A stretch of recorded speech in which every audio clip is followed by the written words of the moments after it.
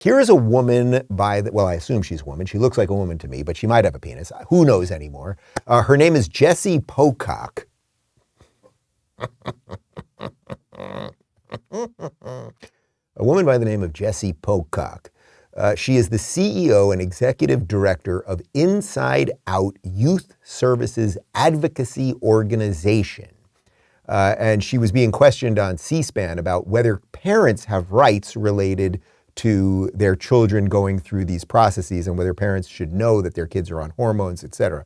Once again, we are doing a trans segment here, and the expert, her name is Jessie Pocock. Pocock. Person is safe and protected. We are constantly filing reports of abuse and neglect because of parents I understand the cases young people who it they sounds are. like you're deflecting the question a little bit. I understand cases of abuse. There's laws to protect the abuse. I mean, schools actually are legally obligated to report cases of abuse, same for churches and the like, anyone who deals with young people.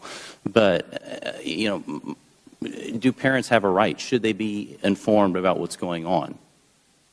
Do they have a right to know what's going on in their kids' lives? So I think, again, those of us who are protecting and supporting young people are there and trusted with the information of the things that they are dealing with. In terms of parents' rights to know at schools, I mean, here in Colorado, parents don't have the right. If a young person is questioning their gender or their sexuality, there are laws in place that say that they have the right to process that with their trusted counselor and so forth. You do a significant amount of your work with kids even starting at age 13. Yep. What would be the age of consent then in your mind? In our community, the age of consent to mental health therapy is 12 years old. So the woman who wants to talk to your children about transitioning and sexuality and everything else, just one more time, her name is Mrs. Pocock. Could have been Mocock or less cock. That would have made more sense. She believes that, as she said, that we have people who are protecting and supporting kids.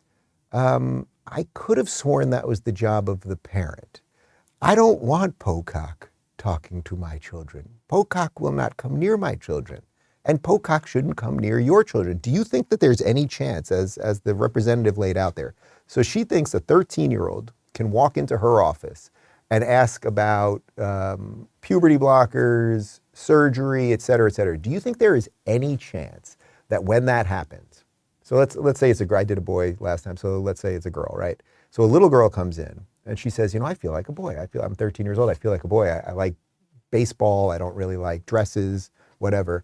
Do you think there's any chance in high hell that Pocock and her minions say, you know what, actually you're just going through a phase, and by the way, there are some girls that like baseball, and sometimes they turn out to be lesbians, sometimes not. There's a whole spectrum of things. These are the people who love like the whole spectrum and diversity and equality of everything and all that stuff.